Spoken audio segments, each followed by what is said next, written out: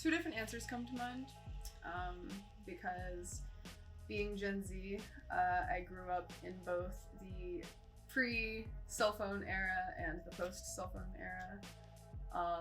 So the first object that comes to mind is the one that was, before I got my first cell phone. It was a little green rock that my grandmother gave to me. She called it a worry stone. And she essentially told me that every time I was upset, rub this stone and release that energy into it. The second one that comes to mind is definitely my cell phone. And I got my first smartphone when I was in 6th grade. And it helped a lot. I would have to say TVs, because as a kid, I never really got to see other people's creativity. So TVs kind of gave me the avenue to other people's perspectives and creativity and how they want to express themselves. So much. Everything around us can be considered technology, honestly. The Industrial Revolution skyrocketed us into a world that every little thing can be automated, right? You see behind me, I use my PC. It helps me for, my hobby. It helps me for gaming. It helps me for media tech. It helps me for my community, right? But it can also help for work. It helps for scheduling. It helps for budgeting, Same thing with my phone. Your phone is essentially a giant computer in the palm of your hand, And we use technology every day, from the lights that we have to the floors that we walk on.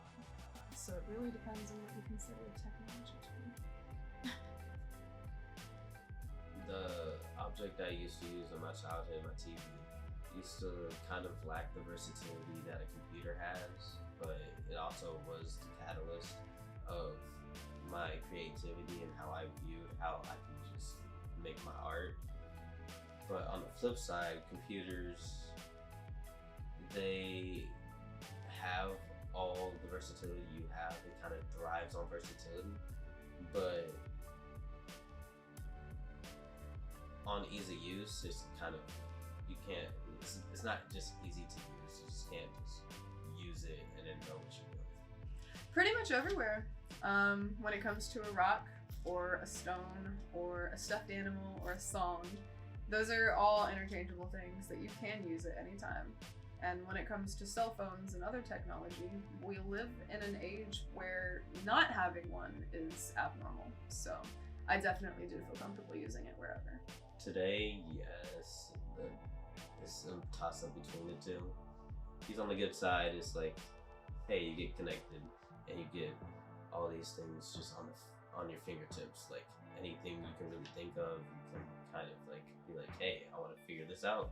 You can really figure that out. But on the flip side, I kind of don't like the social media end, for the simple fact that it's kind of putting expectations and standards on people that really don't need those high standards or expectations at all. So I just don't kind of like the toxicity of social media within technology at all. Absolutely. I don't like to label anything as bad, right? I think that no matter what happens in this lifetime, you can put it in a positive perspective. You can learn from it. And so it doesn't matter what kind of technology we have now, what kind of technology we're gonna have in 5 years from now. It's gonna help everybody, including myself.